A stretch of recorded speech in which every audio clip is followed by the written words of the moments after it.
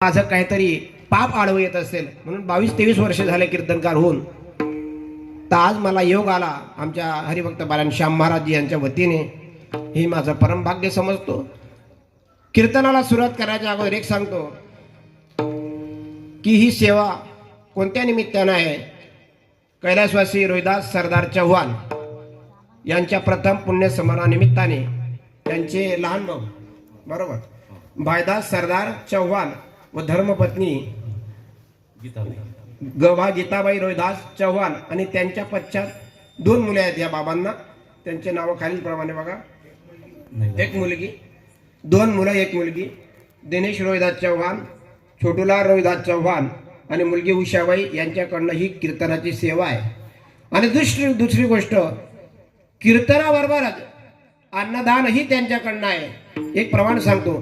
तू कामाने पितृ आशीर्वाद देती, तू कामाने पितृ आशीर्वाद देती, तू कामाने पितृ आशीर्वाद देती, तू कामाने पितृ आशीर्वाद देती. कल्याण इच्छिती तया कुडा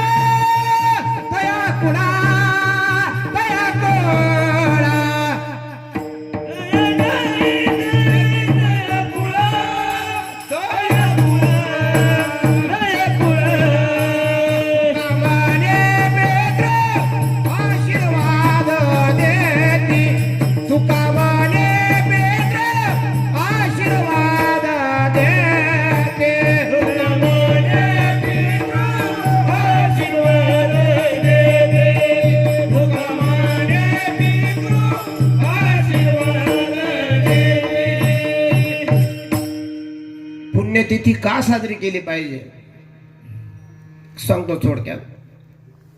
की जे मेलेले आत्मे असतात ते वरून बघतात, त्यांच्या ज्या काही अतृप्त इच्छा असतात, हे जर ज्ञानदान आणि त्याच्याबरोबर जर अन्नदान झालं तर तो मोक्षाला जाण्यासाठी त्याला जर काही अडथळा येत असेल ना महाराज, आपण जे म्हणतो पितृदोष, बघा हे जे पितृदोष घालवायचे असतील तर कलियुगा माझे करावे कीर्तन. आणि त्याने प्रमाण सांगा महाराज, त्याने नारायण देईल बेटी की. हा जो प्रमाण आहे कलियुगामध्ये सगळ्यात सोपं साधन जर काही असेल महाराज तर कीर्तन चांग होय अंग हरिरूप. हे सोपं आणि सरळ साधन आहे.